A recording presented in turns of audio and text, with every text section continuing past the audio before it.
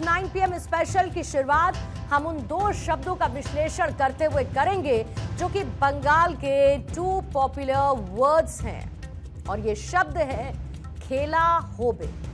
आपने अक्सर बंगाल की सीएम ममता बनर्जी को ये कहते हुए सुना होगा और आप ये भी समझ चुके हैं कि 9 PM स्पेशल की शुरुआत आज हम बंगाल से ही करने वाले हैं, जहां पर 23 और साथ ही 29 अप्रैल को होगी वोटिंग। जनता बंगाल की सरकार का चुनाव करेगी। ये वक्त बंगाल की सियासत के लिए क्रूशियल माना जा रहा है क्योंकि इस समय उछाला गया कोई भी मुद्दा राज्य के चुनावी इक्वेशन को गड़बड़ा सकता है और ऐसा ही एक मुद्दा AIMIM के चीफ असदुद्दीन ओवैसी ने पश्चिम बंगाल में उछाल दिया है। ओवैसी ने बंगाल में मुस्लिम सीएम का कार्ड खेल दिया। कोलकाता में ओवैसी ने जो कुछ कहा उसके मायने यही निकाले जा रहे हैं और ओवैसी ने यह भी कहा कि मुस्लिम अल्पसंख्यक समाज से नेतृत्व उभरे और ये नेतृत्व मजबूत हो। बंगाल का चुनाव अभी तक स्ट्रेट फॉरवर्ड 2 पार्टियों के बीच में था, यानी TMC वर्सेस बीजेपी के बीच। खुद ममता बनर्जी बीजेपी पर लगातार हमलावर रहती हैं और दूसरी पार्टी का उन्होंने अभी तक के चुनाव में जिक्र तक नहीं किया है और दूसरी तरफ बीजेपी भी इसी स्ट्रैटेजी के साथ चल रही है। उनके टारगेट पर अगर कोई है तो वो है तृणमूल कांग्रेस। लेकिन जिस तरीके से AIMIM और हुमायूं कबीर की पार्टी के बीच JUP के बीच अलायंस हुआ, अब इसी गठबंधन की तरफ से निकला मुस्लिम कार्ड जो कि TMC का खेल बिगाड़ सकता है और इसीलिए अब बंगाल में यही कहा जा रहा है कि खेला होबे।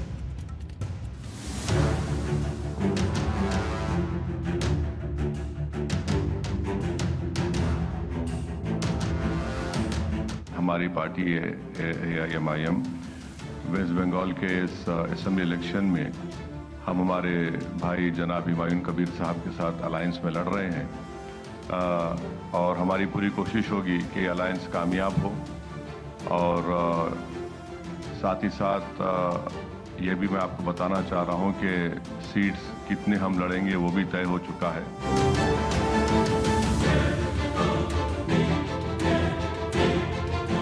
मेरा मानना यह है कि जितना गवर्नमेंट का एम्पिरिकल डेटा है, चाहे वो वेस्ट बंगाल का क्यों ना हो, गवर्नमेंट ऑफ इंडिया का हो या NSSO का डेटा हो, वो ये बताता है कि उन प्रदेशों में जहां पर मुस्लिम माइनॉरिटी का कोई पॉलिटिकल लीडरशिप नहीं है, उनके सोशल इकोनॉमिक डेवलपमेंट या ह्यूमन डेवलपमेंट इंडिकेटर्स जो है बहुत खराब हैं।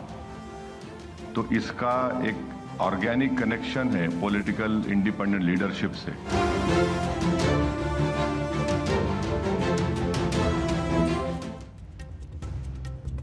थोड़ा सा रिवीजन कराते हुए ईद के मौके पर बंगाल से आई 2 तस्वीरों का जिक्र करना होगा जिसने बंगाल में धर्म युद्ध का आगाज किया। एक तरफ जहां पर बंगाल की सीएम ममता बनर्जी ईद की नमाज में शामिल हुई तो दूसरी तरफ फेलोपी विधानसभा और बीजेपी अधिकारी ने कालीघाट मंदिर में जाकर पूजा अर्चना भी की। इस तरीके से पश्चिम बंगाल में दोनों ही पार्टीज ने अपने आने वाले चुनावों को लेकर लाइन एंड लेंथ को क्लियर कर दिया। लेकिन अब बंगाल में आए थर्ड फ्रंट ने यानी कि असद ओवैसी की पार्टी AIMIM और हुमायूं कबीर की आम जनता उन्नयन पार्टी के गठबंधन ने कम से कम TMC को जोर का झटका दिया है। वजह यह है कि अभी तक ममता की पार्टी यही मान रही थी कि मुस्लिम का एक मुश्त वोट यानी जो मुस्लिम वोट बैंक है वो उन्हीं की पार्टी को मिलेगा।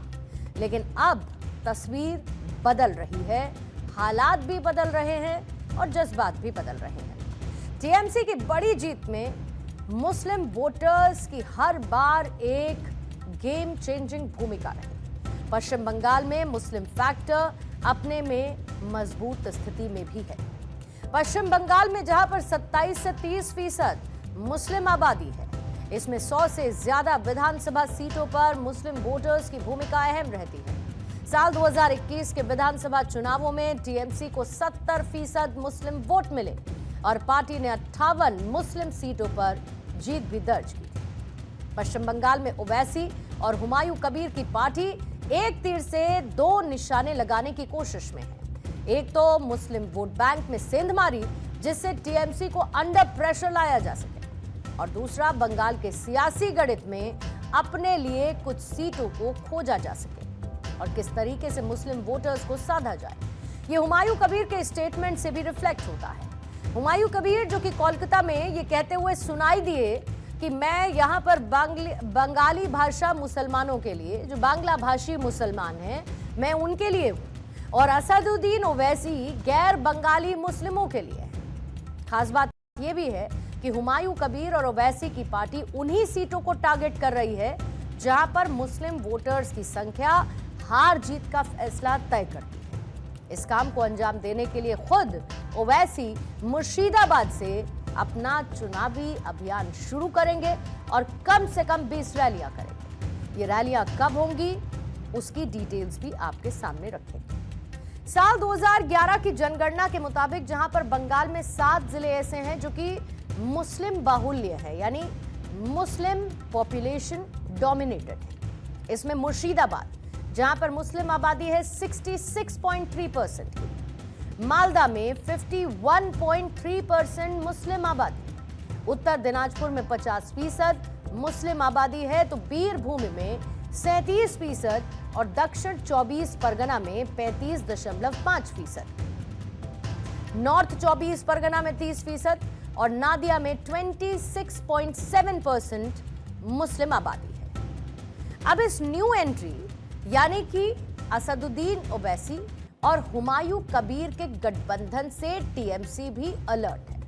टीएमसी इस नए बने समीकरण को तोड़ने की कोशिश में है। टीएमसी की अगर हम बात करेंगे तो साल 2016 के बाद पार्टी ने इस बार सबसे ज्यादा मुस्लिम उम्मीदवार उतारे। साल 2016 में टीएमसी ने 57 मुस्लिम कैंडिडेट्स खड़े किए। इस बार 47 मुस्लिम उम्मीदवार टीएमसी ने चुनावी मैदान में प्लेस किए हैं। ओवरऑल टीएमसी की तरफ से डैमेज कंट्रोल की पूरी कोशिश की जा रही है।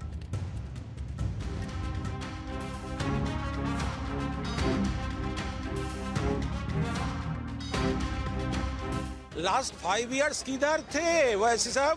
अभी इलेक्शन आया है वैसी सब। YC plus Humayun 0 + 0 = 0। सबको मालूम है ये लोग आ रहा है, उसका एडवाइजर है भाजपा।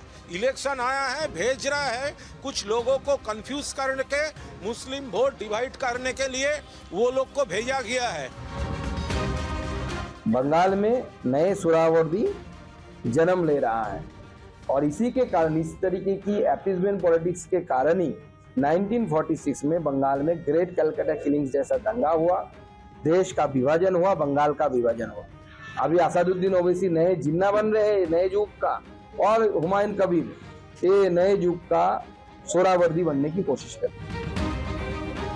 और मेरा गठबंधन होगी वो ओवैसी साहब का AIM का जोड़ के मैं चल रहा है।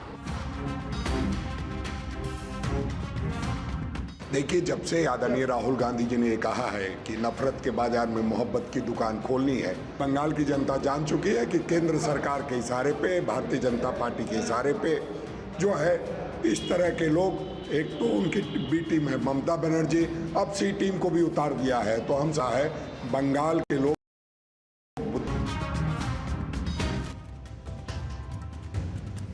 बंगाल में इस बार की लड़ाई कांटे की नजर आती है। ममता एक बार फिर से सत्ता में बने रहने के लिए मैदान में है तो बीजेपी अपने उस सपने को पूरा करने के लिए एड़ी चोटी का जोर लगा रही है, जिसमें पश्चिम बंगाल की सियासत की गद्दी पर काबिज होने का पार्टी का कमिटमेंट है।